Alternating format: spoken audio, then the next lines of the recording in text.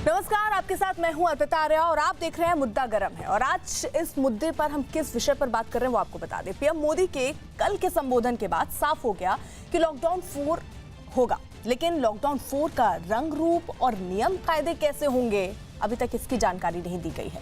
PM Modi ने खुद साफ किया कि 18 मई से पहले इसकी जानकारी दे दी जाएगी। शायद इसका कारण यह भी हो सकता है कि 15 मई तक राज्यों से इस मुद्दे पर सुझाव मांगे गए हैं। सभी राज्यों की अलग अलग राय है। कई राज्य लॉकडाउन बढ़ाना चाहते हैं और कई राज्य कुछ राहत चाहते हैं।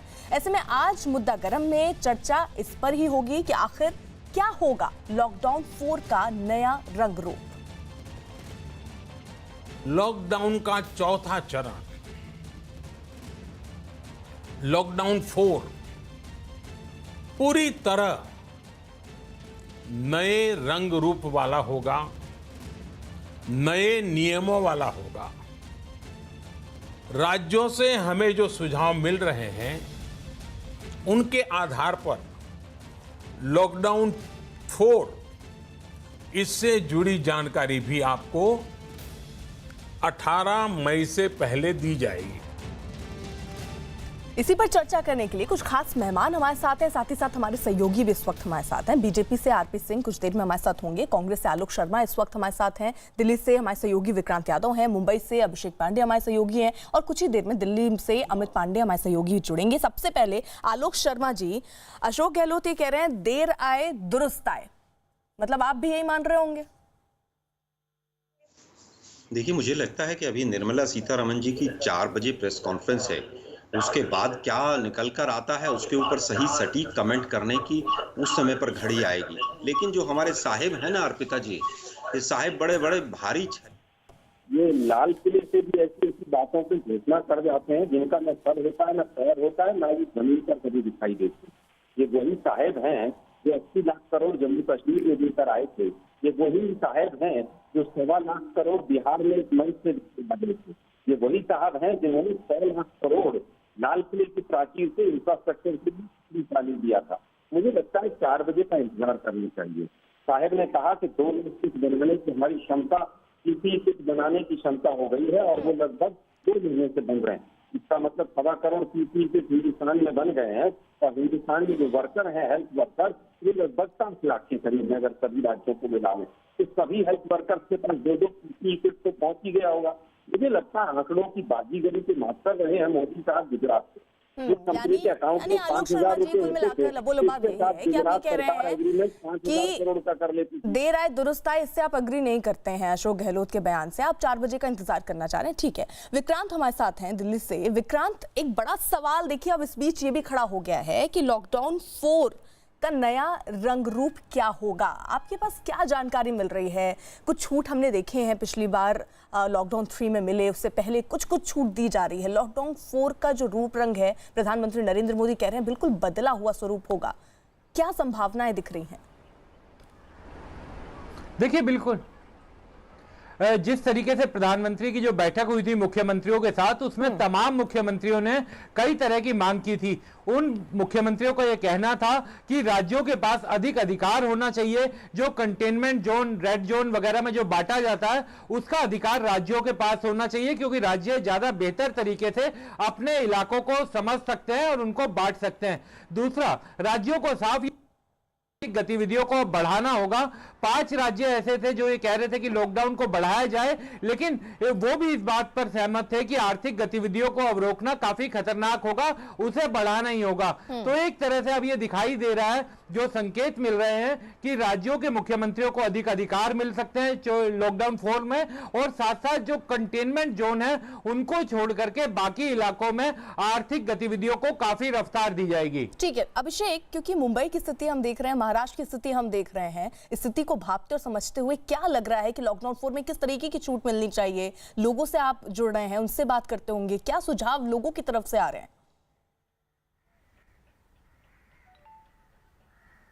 देखिए, लॉकडाउन 4 में जिस तरीके से मुख्यमंत्री ने पीएम की जब वीडियो कॉन्फ्रेंसिंग हो रही थी उसमें भी उन्होंने रखा था, और उसके बाद कल मुख्यमंत्री ने जिलाधिकारियों के साथ वीडियो कॉन्फ्रेंसिंग की है और पीएम ने जैसे ही कहा कि लॉकडाउन 4 होने जा रहा है, उसको लेकर के उन्होंने सीएम ने सारे जिलाधिकारियों और कमिश्नरेट को ये कहा है कि लॉकडाउन 4 के दौरान खास करके जोन वाइज डिवाइड करके और ग्रीन जोन में पूरी तरीके से इंडस्ट्रीज को शुरू करना चाहिए। हालांकि जिलों को अभी भी, जैसे रेड जोन के जिले हैं, मुंबई है, पुणे है, या तमाम सारी ऐसी जगह हैं जहां पर ज़्यादा मामले आए हैं, वहां पर उनको उनके इलाके को कम से कम उनके सीमाओं को सील रखना चाहिए, ताकि एक दूसरे जिले में लोग आना जाना ना रहे। लेकिन मैक्सिमम ये उन्होंने कहा है कि आर्थिक गतिविधियों को शुरू होने को लेकर के खासकर महाराष्ट्र के मुख्यमंत्री भी इस बात पे सहमत है। हालांकि उन्होंने साफ कर दिया कि सामने 6 जून से महाराष्ट्र में बारिश शुरू होती है और ऐसे में इसका खतरा और ज्यादा बढ़ सकता है,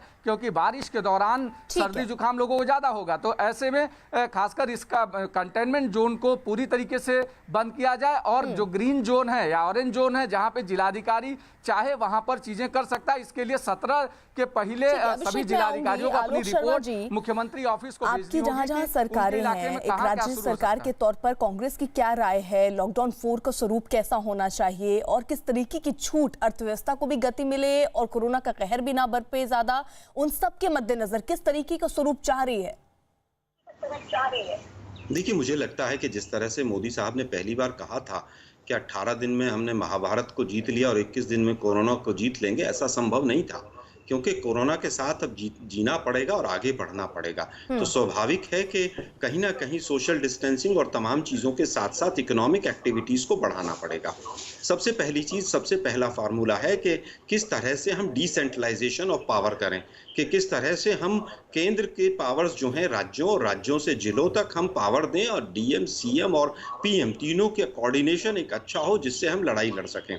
इसके साथ साथ हमें इकोनॉमिक पैकेजेस जो आज घोषणाएं हो रही हैं उसका ग्राउंड पे कितनी रियलिटी आती है, मजदूरों को क्या फायदा होता है, किसानों को क्या फायदा होता है, जिससे इकोनॉमिक डिमांड एंड सप्लाई की जो चेन है उसको हम बना सकें। अदरवाइज उद्योग चलाना बड़ा मुश्किल हो जाएगा। मुझे लगता है धीरे धीरे छूट देते हुए और केंद्र सरकार की तरफ से राज्यों को मदद मिले, केंद्र सरकार से जो राज्यों का पैसा है वो जाए, तभी जाकर हम कोरोना से लड़ाई लड़ सकते हैं। ठीक है, इसी बीच बीजेपी से आरपी सिंह भी हमारे साथ जुड़ चुके हैं। आरपी सिंह जी, ये बहुत महत्वपूर्ण और बड़ा सवाल है, क्योंकि कल ही प्रधानमंत्री नरेंद्र मोदी में, ठीक है आलोक जी आ रही हूं मैं, कल ही प्रधानमंत्री नरेंद्र मोदी ने ये साफ किया कि लॉकडाउन 4 होगा, लेकिन इसका स्वरूप बहुत हद तक बदला हुआ होगा। और आलोक शर्मा जी यहाँ ये कह रहे हैं कि लॉकडाउन 4 में स्थिति ये होनी चाहिए कि राज्यों के साथ कोऑर्डिनेशन जो है वो केंद्र सरकार का बहुत हद तक ठीक नहीं है, जिसके कारण समस्याएं बढ़ रही हैं। तो ये जो कोऑर्डिनेशन है, ये कोऑर्डिनेशन बेहतर होना चाहिए। देखिए, प्रधानमंत्री जी पिछली लॉकडाउन के पीरियड में 5 बार मीटिंग्स कर चुके हैं मुख्यमंत्रियों के साथ, वार्तालाप करते हैं, उनसे चर्चा करते हैं और लंबी डिटेल चर्चा करते हैं, और उस चर्चा से जो निकल कर आता है उसको वो देशव्यापी स्तर पर लागू करते हैं। और अभी पिछली बार तो उन्होंने कहा कि आप अपने अपने यहाँ क्षेत्रों से सुझाव लेकर आइए, उन सुझावों के अनुसार फिर आगे हम कैसे लॉकडाउन आगे चलाना है उस पर चर्चा करेंगे। इस बीच में जो मुख्यमंत्री थे उन्होंने कुछ पैकेजेस की चर्चा करी, इकोनॉमी की रिवाइवल की चर्चा करी, उसके सारे के चलते हुए कल प्रधानमंत्री जी ने पूरे देश के लिए 20 लाख करोड़ रुपए का पैकेज की घोषणा करी है। आज उसकी डिटेलिंग शाम को वित्त मंत्री जी करेंगे 4 बजे, तो जानकारी मिलनी शुरू को लगातार अगले कुछ दिनों में उसकी डिटेलिंग आएगी, किस किस सेक्टर को क्या क्या पैसा, किस किस स्टेट को, प्रदेश को क्या क्या पैसा आ रहा है, वो जानकारी आएंगी। तो इसलिए ये कहना कि प्रदेशों के मुख्यमंत्री से बातचीत नहीं हो रही या उनकी चर्चा नहीं हो रही या they are not on board, ये ठीक नहीं है। सारे प्रदेशों के मुख्यमंत्री को से चर्चा करते हुए, पूरे देश को साथ लेते हुए, सब आगे के कार्यक्रमों की, आगे के लॉकडाउन कैसे चलेगा, आगे हम अपनी वित्तीय स्थिति कैसे अच्छी करेंगे, उसकी चिंता हो रही। आलोक शर्मा जी, यहाँ जब हम चर्चा करते हैं तो आप हमेशा जिक्र करते हैं कि एक कोऑर्डिनेशन केंद्र सरकार और राज्य सरकार की नहीं बन रही है, बातचीत नहीं हो पा रही, आपको जो जरूरत हो रही है चीजों की, चाहे पीपीई किट हो या और जो भी जरूरतें राज्य की है, वो केंद्र की तरफ से नहीं मिल रही। लेकिन जिस तरीके से आरपी सिंह भी बता रहे हैं कि लगातार यहाँ पर बातचीत होती है वीडियो कॉन्फ्रेंसिंग के जरिए तमाम जो मुख्यमंत्री हैं राज्यों के, तो आप वहां पर अपनी बात नहीं रखते क्या, या सिर्फ और सिर्फ विरोध के लिए ये कहा जा रहा है कि कोऑर्डिनेशन नहीं है? क्योंकि हमने भी देखा कि मुख्यमंत्रियों के साथ बकायदा बातचीत हो रही है, उनसे राय लिए जा रहे हैं, और ये भी कहा गया 6 घंटे के बातचीत के बाद कि आपके पास कोई और भी राय हो, अगर आपको लगता है चर्चा नहीं कर पाए हैं तो आप एक चिट्ठी या अपनी बातों के माध्यम से भी हम तक जानकारी पहुंचा सकते हैं। केंद्र सरकार का ये कहना है। अर्पिता जी, देखिए, मैं समझता हूँ, मैंने पहली बात तो ये नहीं कहा कि राज्यों से राय नहीं ली जा रही है। दिखावे के लिए 5 बार जरूर मीटिंग हुई है। मैं तो बार बार कह रहा हूँ, राज्यों को केंद्र ने पिछले 6 महीने में किस किस राज्य को क्या पैसा दिया है। आरपी सिंह साहब मेरे बड़े भाई हैं, एक व्हाइट पेपर सरकार लेकर आए, केंद्र सरकार। ये दिखावे की बातचीतों से कुछ नहीं होगा। किस राज्यों को जीएसटी का कितना पैसा दिया है, कोविड के लिए किस राज्य को कितना पैसा दिया है। बीजेपी के राज्यों के मुख्यमंत्रियों में तो हिम्मत नहीं है कि वो प्रधानमंत्री के सामने मुंह भी खोल सकें। मुझे लगता है बाकी सब राज्यों के मुख्यमंत्री कह रहे हैं कि जो हमारा हिस्सा जीएसटी का है वो दे दीजिए। अगर बीजेपी कहती है हमने दे दिया है तो एक व्हाइट पेपर ले आइए। पीएम केयर्स फंड तक की तो आप ऑडिट करने से मना कर रहे हैं। मजदूरों को आप बिना टिकट रेल में नहीं बैठा सकते हैं। मुझे लगता है कि ये छलावे का जो धंधा है ये बहुत लंबा नहीं चलेगा। हमने बातचीत कर ली और फिर वो लोकल और वोकल और जो ये तुकबंदियां हैं अब ये नहीं चलेंगी। अब आपको सीधा सीधा जवाब देना पड़ेगा। आप हमें बताइए कि मजदूरों के लिए केंद्र सरकार ने क्या क्या किया, आप बताइए हमें। ठीक है आलोक शर्मा जी, जवाब ले लूं मैं। हुई उसके लिए कौन जिम्मेदार है? आलोक शर्मा जी ठीक है, आप हमें केवल ये बताइए कि बीजेपी शासित राज्यों में मजदूरों के अधिकारों को क्यों काटा जा रहा है?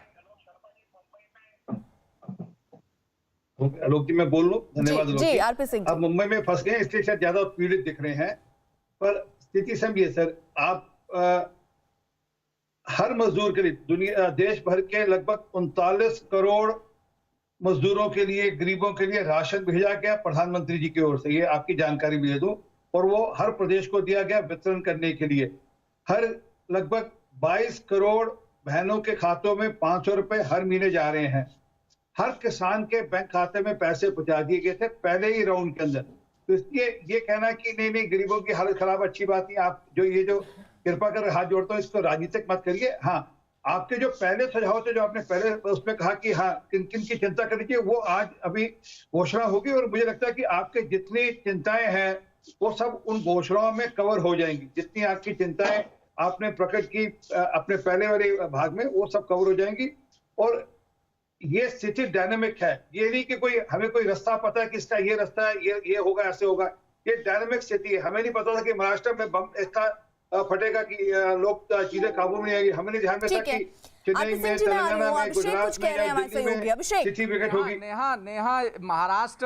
नेहा महाराष्ट्र सरकार की तरफ से दो चीज़ों की डिमांड की गई है। खास करके जो सूत्र हमारे बता रहे हैं, ये बेहद अहम जानकारी है। किसी हायर मिनिस्टर के साथ मेरी अभी बात हुई है, जिन्होंने ये कहा है महाराष्ट्र की तरफ से 2 चीज़ों की डिमांड केंद्र के सामने रखी जाने वाली है, जिसमें उन्होंने ये कहा है कि पहला उन्होंने डिमांड रखा है कि मुंबई चूंकि आर्थिक राजधानी है और ऐसे में आर्थिक राजधानी को फिर से पटरी पर लाने के लिए स्पेशल पैकेज मुंबई के लिए होना चाहिए, क्योंकि मुंबई पूरी तरीके से ठप है पिछले 40-45 दिन से। दूसरी महत्वपूर्ण चीज़ें उन्होंने कही है कि महाराष्ट्र सबसे ज़्यादा राजस्व देता है, सबसे ज़्यादा इंडस्ट्री है और सबसे ज़्यादा रोजगार देता है, और ऐसे में पूरी तरीके से महाराष्ट्र की इंडस्ट्रीज और रोजगार ठप पड़े हैं। उसके लिए भी जो आर्थिक पैकेज आज अनाउंस हुआ है, या फिर जिसको बाइफकेट करने वाली है शाम को निर्मला सीतारमण वित्त मंत्री, उसमें महाराष्ट्र के लिए भी अलग से विशेष आर्थिक सहायता होनी चाहिए। और तीसरी महत्वपूर्ण चीजें कही है, 16,000 करोड़ जो महाराष्ट्र का जीएसटी है जो बचा हुआ है, केंद्र को वापस करना है, वो अब तक नहीं आ पा रहा है, जिसके कारण राज्य की बहुत सारी दिक्कतें हैं। ठीक है विक्रांत। अर्पिता, इसी को मैं थोड़ा सा जोड़ते हुए आरपी सिंह जी से ये जानना चाहूंगा, क्योंकि राज्य सरकारों को एक बहुत बड़ी उम्मीद है कि आज के इस पैकेज में उनके लिए भी राज्यों को जो आर्थिक आपदा पड़ी है उसके लिए कुछ मदद की जाए। क्या उसके जो राज्यों का हिस्सा है उसके बारे में जानकारी दी जाएगी? क्या वित्त मंत्री इन सब चीजों के बारे में भी बताएंगे कि राज्य अपनी आर्थिक स्थिति को कैसे सुधारे? और दूसरा सवाल मेरा आलोक जी से भी है कि कल जब प्रधानमंत्री ने राष्ट्र के नाम संबोधन किया तो उन्होंने कहा कि अगले कुछ दिनों में वित्त मंत्री सारी डिटेल्स देंगी, लेकिन इस बीच कांग्रेस के नेताओं के लगातार राजनीतिक बयानबाजी आ रही है। क्या आलोक जी को नहीं लगता, कांग्रेस को नहीं लगता कि एक बार सारी डिटेल सामने आए उसके बाद उसकी आलोचना या विवेचना की जाए? ठीक है आरपी सिंह जी। देखिए मुझे लगता है, मुझे जानकारी नहीं है, पर मुझे लगता है कि सारे पक्षों की चिंता की जाएगी। वो राज्य हो, वो अलग अलग राज्य हो, उनकी भी चिंता होनी चाहिए। मैं भी इसके पक्ष में हूँ। और मैं वापस हाथ जोड़कर लोग से विनती करूँ, बड़े अच्छे मित्र हैं, मुंबई में फंस गए इस समय, मैं विनती कर रहा हूँ, इसको कृपया करके राजनीतिक विषय मत बनाइए। ये एक लड़ाई है, इसको आलोक पूरे शर्मा देश को जी, मिलकर लड़ना चाहिए। विक्रांत, जो इसमें सवाल बहुत आपसे रख ज्यादा रहे थे वो राजनीति मत ये करिए। दरअसल कि ऐसे वक्त पर जब प्रधानमंत्री नरेंद्र मोदी ने कल अपने संबोधन में इस बात का ऐलान किया कि आर्थिक पैकेज यहाँ पर मिलेंगे, उसके बाद ये भी था कि आज निर्मला सीतारमन ये स्पष्ट कर देंगी कि किसको, किन क्षेत्र को, किन राज्यों को क्या मिलने वाला है। लेकिन कांग्रेस क्यों लगातार ये सवाल उठाने लग गई कि ये क्यों नहीं क्लियर कर रहे हैं कि किसको क्या दे रहे हैं? ये जब पता था कि आज 4 बजे क्लियर हो जाएगा, उसके बाद भी कांग्रेस जबरदस्ती ये सवाल क्यों उठा रही है? विक्रांत पूछना चाह रहे थे। अर्पिता जी, क्योंकि इनका इतिहास इस तरह का रहा है कि जो घोषणाएं हुई हैं और जो वास्तविकता रही है उस पर कहीं कोई तारतम्यता नहीं रही है। लाल किले की प्राचीर से लेकर फाइनेंस मिनिस्टर तक ने आज तक जितनी घोषणाएं की हैं उसमें कहां पर कितना हुआ है वो पूरा देश ने देखा है, इसलिए सवाल खड़े होते हैं।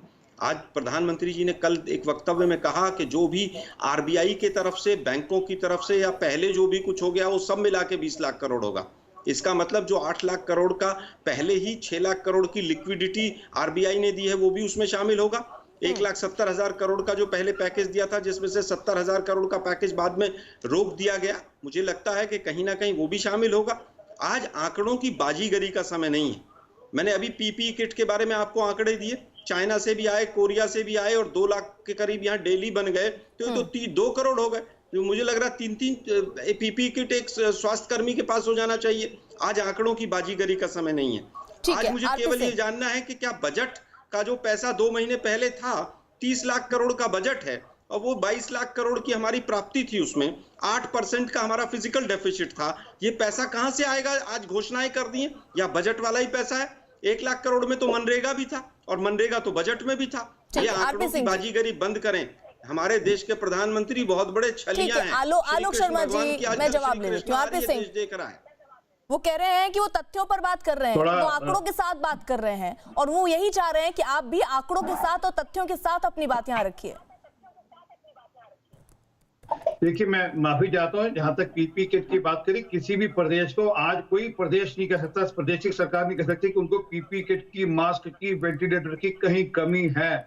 ये खाम में पहले इन्होंने बवाल मचाना शुरू किया, इनके नेताओं ने बवाल मचाना शुरू किया, क्योंकि हम ये तस्वीर खुद देख रहे हैं। पुलिसकर्मी जो है मुंबई में है, कई जगहों पर उनके पास पीपीई किट नहीं है, पुलिसकर्मी मास्क के बिना काम कर रहे हैं, रुमालों से उनको अपना मुंह ढकना पड़ रहा है। अगर राज्यों के पास ये चीजें होती तो राज्य सरकार खुद के पास तो नहीं रखेगी ना। इन पुलिस वालों को, स्वास्थ्य कर्मियों को, सुरक्षा कर्मियों को सब दिया जाएगा। आलोक शर्मा एक सेकंड जवाब ले लूं आप से, उसी का आंकड़ा जारी कर दें अगर इनके अंदर हिम्मत है तो। मैं आलोक शर्मा, आपने बोला, प्लीज अब आपने बोला, मुझे बोलने दीजिए। धन्यवाद आपका, बड़ी कृपा है। ये स्टिफलिंग बंद करिए। हमने कहा, मैंने क्या कहा कि कमी नहीं है, वो राज्य सरकारों के ऊपर है। कितनी पीपी किट मांगे वो ले लें, जिसको देनी है दे दे, हमारी तरफ से कोई कमी नहीं है आज देश के अंदर। मैंने ये कहा, और ये पिछले 2 महीने के अंदर देश सेल्फ रिलायंट होकर पीपी किट और मास्क के मामले में और वेंटिलेटर के मामले में, मैंने ये कहा। अब वो राज्य के ऊपर है कि कितनी खरीदेगा, किसको देगा। हमारा काम नहीं है कि हम वहां पर पुलिसकर्मी को हम देने जाएंगे या किसको देना, वो राज्यों ने काम करना है। कोई हेल्थ स्टेट का सब्जेक्ट है और वहां पे चिंता करे, हम दे रहे हैं, हमारी तरफ से कमी नहीं है। और अब इंपोर्ट करने की जरूरत नहीं है पीपी किट, अब भारत उसमें सेल्फ रिलायंट आ गया, अब उसमें दिक्कत नहीं है। हाँ, जहां तक इन्होंने दूसरा विषय रखा कि कहां से पैसा आएगा। कल तक ये कहते थे कि आप पैसा, आप कोई प्रपोजल नहीं ला रहे, आप कोई पैकेज नहीं ला रहे।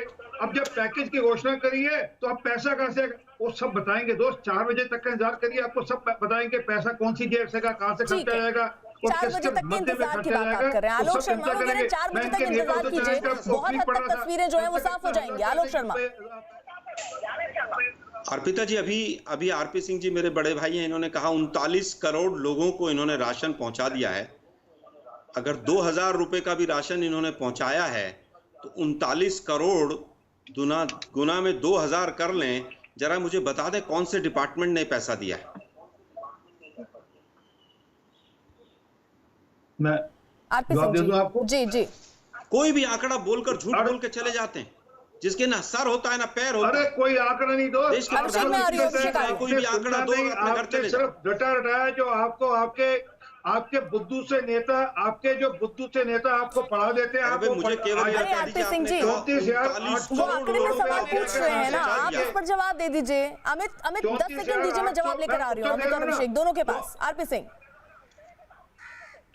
34,800 करोड़ रुपए एलोकेट किया गया राशन के लिए, जो कि राशन हर प्रदेश को भेजा गया।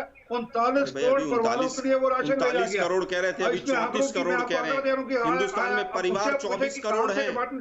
उसकी जानकारी टीवी पे की बात नहीं है, जब पार्लियामेंट होगा उसकी जानकारी आएगी। पर हिंदुस्तान में मात्र 24 करोड़ परिवार हैं, 23.5 करोड़, और आपने 39 करोड़ लोगों को राशन भी दे दिया। जहाँ इनके शासित प्रदेश है वहां क्यों नहीं बढ़ रहा वो राशन? मैं पूछ रहा हूँ इनसे।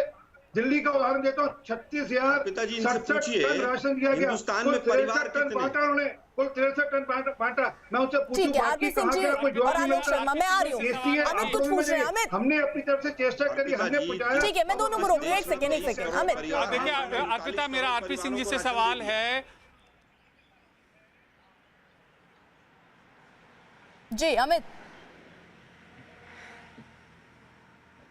मेरा आरपी सिंह जी से सवाल है कि ये बताएं कि जो मजदूर श्रमिक हैं, प्रवासी श्रमिक हैं, लाखों की तादाद में अपने अपने राज्य में यहाँ पर लौट रहे हैं, तो क्या कब तक, कितनी जल्दी ऐसी घोषणा होगी कि इन श्रमिकों को वहां पर रोजगार सुनिश्चित हो सके? क्योंकि कल पीएम ने भी इस अपने विजन का जिक्र किया था और ये एक बहुत बड़ी यहाँ पर चुनौती है। ठीक है आरपी सिंह जी, अभी यूपी के मुख्यमंत्री ने घोषणा की कि लगभग 30 लाख ऐसे मजदूरों को रोजगार का प्रयोजन करेंगे। वो बीच में स्टॉप गैप भी और लॉन्ग टर्म भी वो अपना प्लान लेकर आ रहे हैं। उसके अंतर्गत उन्होंने वहां पे प्रावधानों में चिंता करनी शुरू कर दी और उसके अनुसार वो काम करना शुरू कर रहे हैं ऑलरेडी। तो ये शॉर्ट टर्म भी और लॉन्ग टर्म उन्होंने घोषणा करी अपने यहाँ। इसी प्रकार बिहार के अपने मुख्यमंत्री अपनी घोषणा करेंगे, परंतु हाँ, और ये कोई ये नहीं है कि कोई बहुत हमारे भाई हैं उनसे 50 करोड़ लोग निकल गए या 10 करोड़ लोग, ये कुछ लोग कुछ लाखों में होंगे, ज्यादा नहीं होंगे। वो कुछ इतने लोग गए होंगे जो जाना चाहते होंगे। और अगर आप सारी गिनती करें, अभी हमने 450 या 500 लगभग वर्गियों के आज का मिलाकर 500 ट्रेन गई हैं और 500 ट्रेन में मिलाकर कुल 6 लाख मजदूर आते हैं। अब इतने ही मजदूर गए होंगे और अगर मैं पैदल भी करूंगा तो उसमें और जोड़ लीजिए 2 लाख 3 लाख और जोड़ लीजिएगा, तो इससे ज्यादा मजदूर अभी निकले नहीं है। ये सिर्फ एक, क्योंकि हाँ ये ऐसा विषय है जिसके कारण से हर किसी का मन पसीजता है, उस कारण से वो दिखता भी और दुखता भी है। आरपी सिंह जी, मैं आपसे जो रणनीति है, क्या घोषणाएं होंगी नहीं होंगी, रणनीति समझना चाह रही हूँ। अगर आप प्रदेश में जाए तो प्रदेश मजदूरों के लिए क्या कर रही है सरकार, क्या सोचा है? आप कह रहे हैं कि प्लान बना रहे हैं, कर रहे हैं, ठीक है। आलोक शर्मा भी कुछ पूछ रहे हैं, मैं आ रही हूँ आलोक जी से एक सवाल। देखिए अर्पिता जी, सीधा सीधा मेरा कहना है कि पिछले 60 दिनों से मजदूरों की भयंकर समस्या चल रही है। हम जानना चाहते हैं कि देश के लेबर मिनिस्टर कहां हैं और वो गुप्तवास में क्यों हैं। देश के लेबर मिनिस्टर ने एक भी प्रेस कॉन्फ्रेंस, एक भी स्टेटमेंट आज तक जारी क्यों नहीं किया? क्या वो कमजोर हैं? क्या मोदी जी उन पर भरोसा नहीं कर रहे हैं? क्या वो बीमार हैं? अमित शाह जी भी प्रकट हो गए 60 दिन के बाद। लेबर मिनिस्टर के सामने आना चाहिए। नहीं, ठीक है, जवाब देना चाहिए सवाल का। यादव सिंह, अरे भैया, ये इटली नहीं है, हिंदुस्तान है, समझिए पहले। आप गोल पोस्ट शिफ्ट करना बंद करिए। इटली नहीं है, हिंदुस्तान है। 15 से 20 करोड़ मजदूर बेघर हो गए, रोजगार चला गया। लेकिन आलोक शर्मा जी, देश का लेबर आप ये सवाल अगर तब पूछते जब महाराष्ट्र में मजदूरों की स्थिति बहुत अच्छी होती, तो मैं और प्रबल तरीके से यहाँ बीजेपी से वो सवाल पूछ लेती। जहाँ आपकी जिम्मेदारी बनती थी वहाँ आप भी अपनी जिम्मेदारी नहीं निभा पाए। सवाल पूछने में आपकी सबसे आगे। 15 से 20 करोड़ का आंकड़ा कहाँ से आए? झूठ बोलते हैं आकर।